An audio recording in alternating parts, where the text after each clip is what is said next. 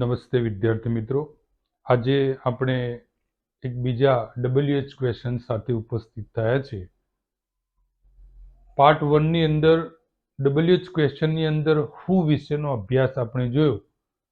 અહીંયા પાર્ટ 2 ની અંદર આપણે માત્ર વોટની ચર્ચા કરીશું, જેથી કરીને વોટની અંદર તમારા મગજની અંદર કે મનની અંદર જે કંઈ પણ પ્રશ્ન હોય એનું સચોટ રીતે સમાધાન થઈ શકે. આપણે સરસ મજાની રીતે જોઈએ, જેથી કરીને પરીક્ષા પૂછાય તો આમ ચપટી વગાડતાની સાથે આવડી જાય. તો અહીંયા વોટ વિશે આપણે આજે અભ્યાસ કરવાનો છે. વોટનો અર્થ થાય શું? હવે વોટ હંમેશા નાન્યતર જાતિ માટે વપરાય છે. એ કર્તાના સ્થાને પણ આવે અને કર્મના સ્થાને પણ આવે. એટલે જ્યારે પણ ઓબ્જેક્ટની વાત થાય, ઓબ્જેક્ટ તરીકે નાન્યતર જાતિ હોય, ત્યારે સમજી લેવાનું આપણે વોટથી પ્રશ્ન બનાવવો છે. બીજું, જ્યારે કોઈ ક્રિયા વિશે જાણવું હોય ત્યારે પણ આપણે વોટથી પ્રશ્ન પૂછીએ છીએ.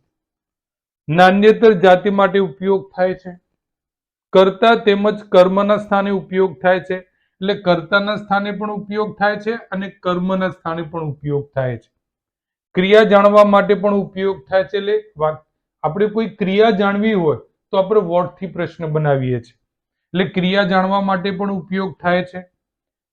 વિચની જગ્યાએ પણ એનો ઉપયોગ કરી શકાય છે. એટલે વોટની જગ્યાએ વિચની જગ્યાએ વોટ, જ્યારે પસંદગીની વાત થતી હોય તેવા સંદર્ભમાં.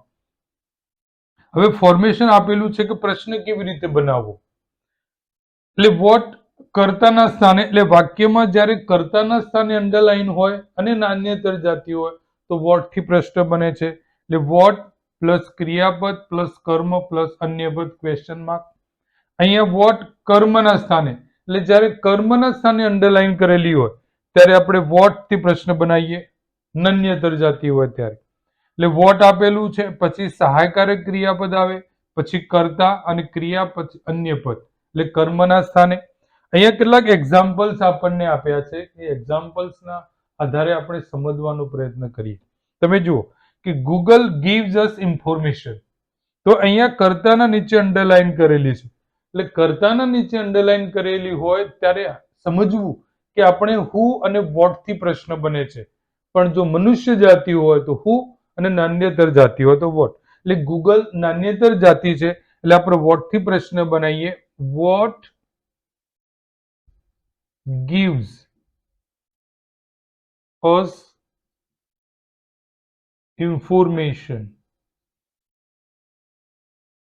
Question mark. એટલે અહીંયા કર્તાના સ્થાને વોટ મૂક્યું છે. અન્ય શબ્દો આપણે એમને એમ લખીશું. બીજા વાક્ય અંદર YouTube helps everybody to learn more. એટલે અહીંયા યુટ્યુબ એટલે કે કર્તાને નીચે અંડરલાઈન કરેલી છે અને એક નાન્યતર જાતિ છે, એક તો ત્યાં આપણે વોટથી, એટલે what helps everybody to learn more? Question mark. એટલે અહીંયા પણ આપણે કર્તાના સ્થાને અંડરલાઈન કરેલી છે. ત્રીજું વાક્ય છે Kanubhai has bought a new scooty. એટલે અ ન્યૂ સ્કૂટી નીચે અંડરલાઈન છે. અ ન્યૂ સ્કૂટી ઓબ્જેક્ટ છે. અને જ્યારે કર્મ, કર્મ તરીકે ઓબ્જેક્ટ અને મનુષ્ય જાતિ પણ આવી શકે. એટલે કર્તાના સ્થાને, એવી રીતે કર્મના સ્થાને પણ મનુષ્ય જાતિ હોય તો હુમથી પ્રશ્ન બને અને નાન્યતર જાતિ હોય તો વોટથી પ્રશ્ન બને. એટલે આ કાઢી નાખીએ આપણે. એટલે what has Kanubhai boat.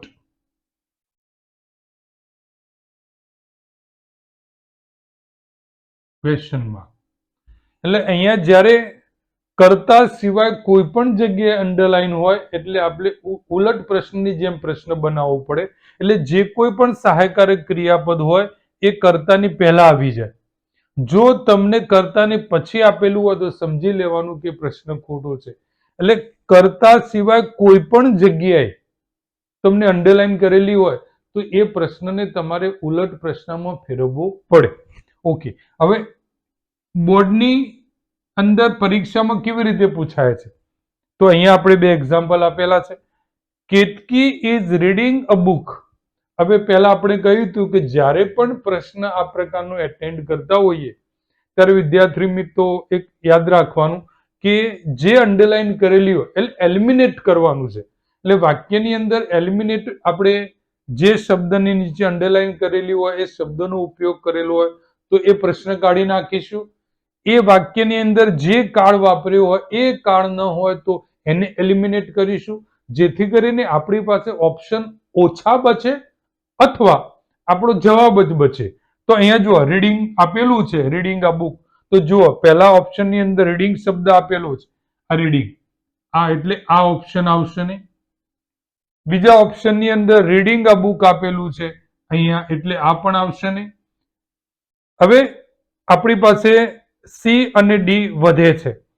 C અને ડી માં તમે જુઓ કે ભાઈ અહીંયા વેર એટલે ક્યારે આવે? જ્યારે કોઈ સ્થળની વાત થતી હોય, જગ્યાની વાત થતી હોય ત્યારે એનો ઉપયોગ થાય.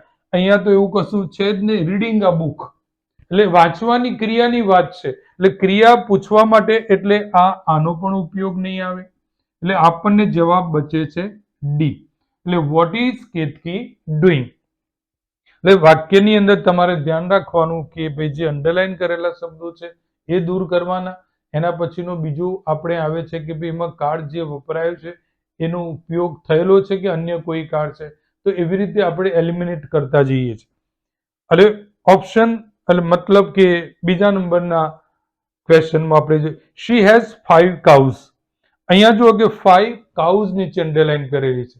એટલે 5 cows નીચે અંડરલાઈન કરેલી છે એ શબ્દો આપણને જો કોઈ ઓપ્શનની અંદર હોય તો આપણે પહેલા એને દૂર કરીશું. ઓપ્શન એ ની અંદર ભાઈ છે ના. ઓપ્શન બી ની અંદર હા છે ને, કાઉ અહીંયા છે, આ કાઉ શબ્દ છે, એનો મતલબ કે આ નહીં આવે. ઓપ્શન સી ની અંદર 5 cows આપેલું છે, અહીંયા છે એટલે આ પણ નહીં આવે. ઓપ્શન ડી ની અંદર પણ 5 cows આપેલું છે એટલે આ પણ નહીં આવે. એટલે આપણે 3 ઓપ્શન તો ઓલરેડી જતા રહ્યા. એટલે આપણી પાસે એક જવાબ બચ્યો ખાલી એ, વોટ ડઝ શી હેવ. એટલે આવી રીતે આપણે ધ્યાન રાખીશું તો ચોક્કસ આપણે જે સાચો વિકલ્પ છે એને સરળતાથી આપણે પસંદ કરીશું. હવે આપણે બીજા એક્ઝામ્પલ જોઈશું. Example number 3. શ્રેય કેન સ્પીક ઇંગ્લિશ ફ્લુઅન્ટલી. હવે અંડરલાઈન કરેલી છે ઇંગ્લિશ નીચે. હવે ઇંગ્લિશ શબ્દ ઓપ્શનમાં જે કંઈ પણ જગ્યાએ હોય એ ઓપ્શન આપણે દૂર કરીશું. પહેલામાં નથી, બીજામાં આ રહ્યું ઇંગ્લિશ અહીંયા. એનો મતલબ કે આ ઓપ્શન નહીં આવે. ઓપ્શન નંબર સી માં નથી, ઓપ્શન નંબર ડી માં પણ નથી. એટલે માત્ર એકમાં જ છે ઇંગ્લિશ. હવે જોઈએ કે ભાઈ અહીંયા કેનનો ઉપયોગ છે ઇંગ્લિશમાં ક્રિયાપદમાં. તો હવે કઈ જગ્યાએ કેન નથી? તો આ જગ્યાએ કેન નથી એટલે આ પણ નહીં આવે. હવે આપણી પાસે બે વધ્યા, એક કેન અને એક આ કેન. હવે અહીંયા વાય શાના માટે હોય? કારણ જાણવા માટે. હવે કારણ તો છે જ નહીં એટલે કારણ નથી એટલે આ ઓપ્શન નહીં આવે. એટલે જવાબ શું આવ્યો? વિચ લેંગ્વેજ કેન શ્રેય સ્પીક ફ્લુઅન્ટલી. અને વિચની જગ્યાએ તમે વોટનો પણ ઉપયોગ કરી શકો. વોટ લેંગ્વેજ કેન શ્રેય સ્પીક એટલે જવાબ આપશે ઓપ્શન એ. એટલે તમે શબ્દનો અર્થ પણ ખબર હોવી જોઈએ કે વિચ મતલબ શું, હુ મતલબ વોટ અને વાય, એના આધારે પણ ખબર પડે. એટલે આપણે એલિમિનેટ કરતા જઈએ જેથી આપણને યોગ્ય જવાબ મળી રહે. હવે એક્ઝામ્પલ નંબર 4 ની અંદર Dipali sang an old song. હવે અહીંયા ઓલ્ડ સોંગ ની નીચે અંડરલાઈન કરેલી છે એટલે આપણે ફરી પાછું એલિમિનેટ કરવા માટે શોધવું પડશે. પહેલામાં નથી, બીજામાં પણ નથી, ત્રીજામાં ઓલ્ડ સોંગ ખરું, આ રહ્યું. એનો મતલબ કે આ નહીં આવે. ઓપ્શન ડી ની અંદર પણ ઓલ્ડ સોંગ છે એટલે આ પણ નહીં આવે. એટલે આપણે જે અંડરલાઈન વાળા શબ્દો હતા એ કાઢી નાખ્યા. હવે આપણી પાસે એ અને બી બે બચે છે. એ અને બી બે જે છે એમાં બંનેમાં કાળ સેમ છે. અહીંયા ભૂતકાળ છે એટલે અહીંયા ભૂતકાળ છે. હવે અહીંયા હાઉ એટલે આપણે કેવી રીતે ગાય છે. તો એ કેવી રીતે મેનર્સ જેવું એટલે મતલબ એવું તો છે નહીં. કે જેથી આપણને ખબર પડે. એટલે હાઉ નો જવાબ પણ અહીંયા નથી, એટલે આ પણ નહીં આવે. એટલે આપણી પાસે જવાબ વધ્યો એ. What did Dipali sing. એટલે આવી રીતે આપણે જવાબ શોધી શકીએ છીએ. Example number 5. One should follow covid protocols to be safe. પહેલું કામ એલિમિનેટ કરવાનું. તો હવે તો તમને ખબર પડી જ ગઈ છે કે ફોલો કોવિડ પ્રોટોકોલ્સ એ આપણને જ્યાં મળે પહેલામાં નથી, બીજામાં પણ નથી, ત્રીજામાં ફોલો શબ્દ આપેલો છે એટલે એનો એ પણ નહીં આવે. ડી ની અંદર આપણને ફોલો પ્રોટોકોલ્સ આપેલું છે એટલે એ પણ નહીં આવે. એટલે આપણી પાસે ઓપ્શન સી અને ડી નીકળી ગયા. હવે આપણી પાસે બે ઓપ્શન છે. હવે એમાં જો આ તો કર્તા નીચે અંડરલાઈન હોય, આ જે કર્તા છે તો જ આનો ઉપયોગ થાય, એટલે એ પણ નથી. એટલે જવાબ વધ્યો what should one do to be safe. Example number 6 ની અંદર mrs but cut the cloth according to her size. હવે ક્લોથ શબ્દ હશે એ આપણે કાઢી નાખીશું. ઓપ્શન એ ની અંદર નથી, ઓપ્શન બી ની અંદર આ રહ્યું, એટલે આ ઓપ્શન નહીં આવે. ઓપ્શન સી ની અંદર નથી, ઓપ્શન ડી ની અંદર છે ધ ક્લોથ, એટલે આ નહીં આવે. હવે આપણી પાસે ઓપ્શન એ અને સી બચે છે. બીજા નંબરે બે આપણને મળે છે, બંનેમાં વોટ છે પાછું, એટલે આપણે કાળ જોઈશું. અહીંયા આ જે કટ જે છે એ કાળ કયો છે?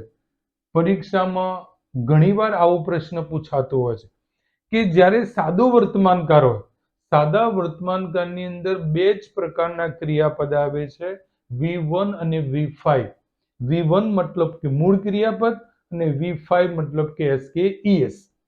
SKES વાળું ક્રિયાપદ ક્યારે હોય? જ્યારે કર્તા એક વચન હોય ત્યારે. જો મિસિસ ભટ્ટ કર્તા એક વચન છે એટલે અહીંયા કટ્સ આવવું જોઈએ. એનો મતલબ કે સાદો વર્તમાનકાળ નથી, ભૂતકાળ છે. એટલે આ સાદો વર્તમાનકાળ નથી એટલે આ નીકળી ગયું, આ સાદા વર્તમાનકાળ વાળું. હવે આપણને જવાબ મળે છે ઓપ્શન સી.